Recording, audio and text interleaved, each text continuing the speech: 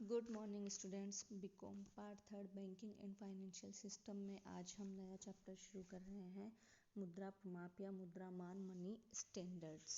यानी कि मुद्रा मान को हम आज पढ़ेंगे। सबसे पहले मुद्रा मान का अर्थ एवं परिभाषा। मुद्रा मान क्या हुई? वह व्यवस्था जिसके द्वारा मुद्रा का मूल्य या क्रय शक्ति व्यक्त की जाती है। किसी मौद्रिक व्यवस्था में चलन का आधार क्या हुआ? मुद्रा मान। अन्य नाम इसके क्या हुए? मुद्रा प्रणाली या मौद्रिक व्यवस्था, द्रव्यमान और मौद्रिक मान। अब इसकी परिभाषा है। जॉर्ज एन हैम ने लिखा, अर्थशास्त्र के दृष्टिकोण से प्रमाणिक मुद्रा की मात्रा तथा उसके विनिमय मूल्य को नियंत्रित करने की प्रमुख विधि मुद्रा मान कहते हैं। प्रमुख विधि को मुद्रा मान कहते हैं। इसके अलावा शापिरो, सोलोमन एवं वाइट के अनुसार एक देश के मुद्रा मान में वे सब विधान एवं व्यवहार सम्मिलित होते हैं जिनसे देश में मुद्रा की मात्रा तथा गुण नियंत्रित होते हैं। यानी कि निष्कर्ष में क्या हुआ सामान्य कि मौद्रिक प्रबंध एवं तत्संबंधी नियम, विभिन्न प्रकार के मुद्रा निर्गमन नियम, धातुओं के आयात निर्यात, क्रय विक्रय, विदेशी विनिमय व्यवहार, बैंक जमा, मुद्रा की मात्रा और विनिमय मूल्य नियंत्रण इसमें शामिल होंगे। किसमें? मुद्रा मान में। अब मुद्रा मान तथा मूल्य मान में अंतर, यानी कि money standard and value of money में डिफरेंस। मुद्रा मान मूल्य मान की तुलना में अधिक व्यापक है। मूल्य मान का अभिप्राय उस मुद्रा की इकाई से जिसके द्वारा देश की समस्त वस्तुओं और सेवाओं का मूल्यांकन किया जा रहा है, जैसे भारत में रुपया। जबकि मुद्रा मान क्या हो गया? मुद्रा मान में संपूर्ण मौद्रिक अर्थव्यवस्था शामिल हो जाती है। किसकी? किसी भी उस देश की, जिसके द्वारा मुद्रा की मात्रा और मूल्य पर नियंत्रण रखा जा रहा है। अब यह मौद्रिक नीति का अंग है, यानी कि मौद्रिक नीति इसका अंग है, जबकि मूल्यमान मौद्रिक नीति का अंग है।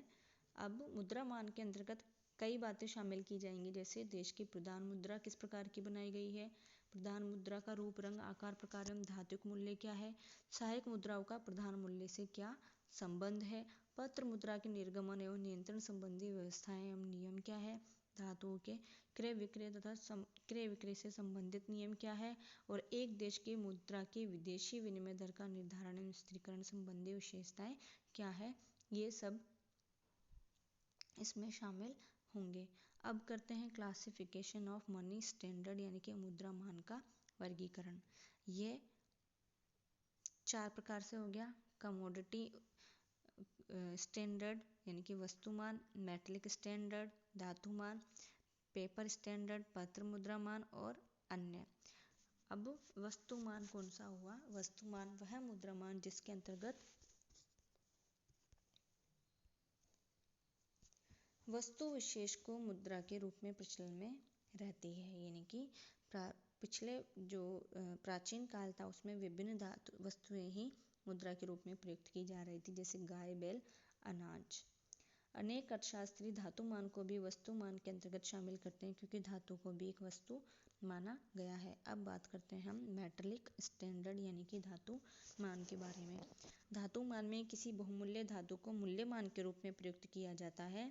इसके अंतर्गत देश में धातु की मुद्राएं चलन में रहती है या उनका मूल्य धातु की निश्चित मात्रा से संबंध रहता है। इसके भी 4 टाइप्स कर दिए। एकल धातुमान, मोनोमेटलिक, द्विधातुमान, बायमेटलिक, बहुधातुमान, मल्टीमेटलिक और मिश्रित धातुमान, मिक्स्ड मेटलिक। फर्स्ट हम पढ़ते हैं मोनोमेटलिक। मोनोमेटलिक की विशेषताएं क्या हुई? एक ही धातु मूल्यमान के रूप में एक ही धातु प्रयुक्त की जा रही है। प्रमाणिक सिक्का स्वर्ण या रजत का होगा। असीमित विधिग्राह्य होगी। देश की प्रधान मुद्रा असीमित विधिग्राह्य होती है। इसका स्वतंत्र टंकन हो सकता है, यानी कि कोई भी व्यक्ति अपनी धातु को टकसाल में ले जाकर सिक्कों में ढलवा सकता है। सांकेतिक मुद्रा टोकन मनी। प्रधान मुद्रा के साथ साथ सहायक या गौण सिक्के भी प्रचलन में रहते हैं। ये हल्की एवं घटिया धातु के बने होंगे तथा सीमित विधि ग्राह्य होंगे। इसके अलावा आवश्यकता पड़ने पर पत्र मुद्रा का निर्गमन किया जा सकता है, किंतु यह धातु पत्र मुद्रा में परिवर्तनीय होगी। अब मेरिट्स ऑफ मोनोमेटेलिक स्टैंडर्ड यानी कि एकल धातुमान के गुण क्या हुए? सिंप्लिसिटी, सरलता है, सरल धातुमान है, एक ही धातु के सिक्के प्रचलन में रहेंगे तो जनता को भी इजीली समझ में आएगा। जन विश्वास, जनता का विश्वास बना रहेगा। क्यों? क्योंकि इसके अंतर्गत प्रधान मुद्रा मुद्रा या स्वर्ण की होगी और इसके आंतरिक मूल्य और अंकित मूल्य में भी कोई डिफरेंस नहीं होगा। इससे जनता का विश्वास बना रहेगा। मुद्रा प्रसार का भी भय नहीं है। क्यों? क्योंकि धातु की मात्रा में वृद्धि के बिना मुद्रा निर्गमन संभव नहीं है, तो इन्फ्लेशन का डर इसमें नहीं रहेगा। विदेशी भुगतान में भी सुविधा रहेगी, कन्वीनियंस इन फॉरेन पेमेंट्स, क्योंकि स्वर्ण या रजत में, गोल्ड या सिल्वर में सभी देश भुगतान लेने के लिए हमेशा तैयार रहते हैं। इसके अलावा इस पर ग्रेशम के नियम के लागू होने की संभावना भी कम है। ग्रेशम का नियम क्या कहता है कि एक बुरी मुद्रा अच्छी मुद्रा को प्रचलन से बाहर कर देती है। क्यों नहीं होगा लागू? क्योंकि एक ही प्रकार की धातु के बने होंगे तो उनमें अच्छे बुरे का अंतर मुश्किल होगा। इसके अलावा यूनिफॉर्मिटी, एक रूपता, एकल धातुमान में एक ही धातु के सिक्के चलन में रहने से एक रूपता बनी रहती है। अब आगे बढ़ते हैं डीमेरिट्स ऑफ मोनोमेटेलिक स्टैंडर्ड यानी कि एकल मुद्रामान के दोष क्या हुए? मुद्रा मूल्य में अस्थिरता, इसका दोष ये है कि ये जिस धातु पर मुद्रा मान आधारित है उसके मूल्यों में परिवर्तन होगा तो इसके भी मूल्य में, मुद्रा के मूल्य में भी उतार चढ़ाव होंगे। धातु की पूर्ति में परिवर्तन हो जाने पर मुद्रा के मूल्य में भी परिवर्तन होंगे। महंगी प्रणाली है, कॉस्टली सिस्टम है। महंगी क्यों हुई? क्योंकि बहुमूल्य धातु के सिक्के चलन में रहने के साथ साथ ये व्यय साध्य प्रणाली है। इसको अपनाने के लिए अधिक मात्रा में बहुमूल्य धातु की आवश्यकता होगी और दूसरे धातु सिक्कों के चलन में रहने से भी घिसावट होती है, इसलिए यह कॉस्टली हुई। लैक ऑफ इलास्टिसिटी, लोच का अभाव है। क्यों है? क्योंकि मुद्रा की मात्रा में आवश्यकता अनुसार परिवर्तन करना संभव नहीं है। मुद्रा की मांग बढ़ने पर धातु की उपलब्ध मात्रा से मुद्रा की आपूर्ति उससे ज़्यादा अधिक नहीं बढ़ाई जा सकती, यानी कि इलास्टिसिटी का अभाव है। सभी देशों द्वारा एक साथ अपनाना भी कठिन है क्योंकि बहुमूल्य धातुओं की पूर्ति परिसीमित है। विकासशील राष्ट्रों के लिए अनुपयुक्त है क्योंकि उनके लिए महंगी और बेरोजगार है। अब फॉर्म्स ऑफ मोनोमेटेलिक स्टैंडर्ड, स्वर्णमान और रजतमान।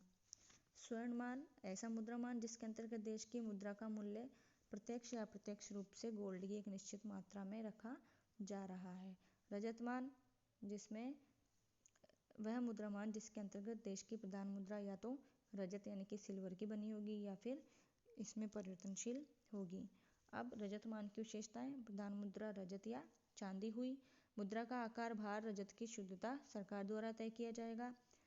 पत्र मुद्रा रजत कोष रखकर निर्गमित की जा सकती है और वह पत्र मुद्रा रजत में परिवर्तनीय भी होगी। इनकी ढलाई स्वतंत्र होगी, आयात निर्यात स्वतंत्र होगा तथा इसके सिक्के असीमित विधि ग्राह्य होंगे। अब रजतमान का हम ऐसे इस व्यवहार में पढ़े तो 1873 से पूर्व ब्रिटेन को छोड़कर विश्व के सभी राष्ट्रों में इसका प्रचलन रहा। भारत में 1835 से लेकर 1893 तक रहा। और अब हम आगे बढ़ते हैं द्विधातुमान बायमेटलिक स्टैंडर्ड, स्वर्ण प्लस रजत यानी कि जिसमें एक ही समय में दो धातुओं स्वर्ण और रजत की प्रमाणिक मुद्राएं देश में साथ साथ प्रचलन में रहती है। सरकार इस अनुपात को बनाए रखने का प्रयत्न करती है। कौन से अनुपात को? जो कि दोनों मुद्राओं के बीच एक निश्चित अनुपात सरकार द्वारा घोषित किया जाता है, यानी कि ये न केवल असीमित विधि ग्राह्य होगी बल्कि घोषित निश्चित मूल्य पर एक दूसरे में परिवर्तनशील भी होंगी और इनका टंकन भी स्वतंत्र होगा। इसकी विशेषताएं क्या हो गई? असीमित विधि ग्राह्य, दोनों सिक्के एक साथ चलन में रहेंगे, दोनों ही सिक्के पूर्णकाय होंगे यानी कि उनका आंतरिक और अंकित मूल्य समान होगा। सिक्कों की ढलाई स्वतंत्र होगी। दोनों सिक्कों के धातुओं के मध्य पारस्परिक अनुपात जो है सरकार के द्वारा तय किया जाएगा और दोनों का आयात निर्यात भी स्वतंत्र होगा। अब बात करते हैं टाइप्स ऑफ बायमेटलिक स्टैंडर्ड यानी कि द्विधातुमान के प्रकार कौन कौन से होंगे। विशुद्ध द्विधातुमान प्योर बायमेटलिक, पंगु धातुमान डैम्पिंग बायमेटलिक और समानांतर पैरेलल बायमेटलिक। सबसे पहले विशुद्ध द्विमान, जिस धातुमान में ऊपर वर्णित यानी कि ये जो विशेषताएं हैं, पिछली वर्णित जो भी विशेषताएं हैं ये सभी पाई जाएंगी, वो विशुद्ध द्विधातुमान होगा। यह सबसे सरल रूप है और काफ़ी समय तक प्रचलन में रहा है। पंगु द्विधातुमान, विशुद्ध द्विधातुमान का परिष्कृत रूप है द्विधातुमान। इसके अंतर्गत विशुद्ध द्विधातुमान की केवल एक विशेषता को छोड़कर समस्त पाई जाएंगी। इन दोनों धातुमानों के बीच अंतर यही होगा कि पंगु द्विधातुमान के अंदर केवल एक ही धातु की ढलाई स्वतंत्र होती है, जबकि विशुद्ध द्विधातुमान के अंतर्गत दोनों ही सिक्कों की ढलाई स्वतंत्र होती है। इस मुद्रामान को लंगड़ा मुद्रामान भी कहा जाता है। इस अर्थव्यवस्था के दौरान ग्रेशम के नियम की क्रियाशीलता को रोकने के लिए स्वर्ण धातु का ही टंकण स्वतंत्र होता है। 1803 में फ्रांस ने इसे अपनाया था और भारत ने भी हर्षल समिति के सुझाव पर 1893 के पश्चात कुछ समय के लिए अपनाया था। बात करते हैं समानांतर पैरेलल द्विधातुमान की। समानांतर द्विधातुमान भी विशुद्ध द्विधातुमान का संशोधित रूप है। दोनों धातुओं के सिक्के एक साथ चलन में रहेंगे, असमित विधिग्राही होंगे, स्वतंत्र ढलाई होगी दोनों की, लेकिन दोनों धातुओं की मुद्रा पारस्परिक विनिमय अनुपात टकसाल द्वारा निर्धारित नहीं किया जाता। ये अनुपात बाजार भाव के अनुसार समायोजित होने के लिए स्वतंत्र छोड़ दिया जाएगा। दूसरे शब्दों में हम ऐसे समझें कि दोनों धातुओं की मुद्रा के बीच विनिमय अनुपात पूर्व निर्धारित न होकर के स्वर्ण तथा रजत के प्रचलित बाजार भाव पर निश्चित होगा। यानी कि बाजार जो डिसीजन लेगा, जो डिसाइड करेगा, दोनों धातुओं के सिक्के के बीच विनिमय अनुपात अनिश्चित और अस्थिर बना रहता है। इस कारण आंतरिक भुगतान में भी कठिनाई होती है और इसे समानुपाती द्विधातुमान के नाम से भी जाना जाता है। अब हम बात करेंगे बायमेटलिक के मेरिट्स और डिमेरिट्स की, वो हम अगले पार्ट में करेंगे। Thank you.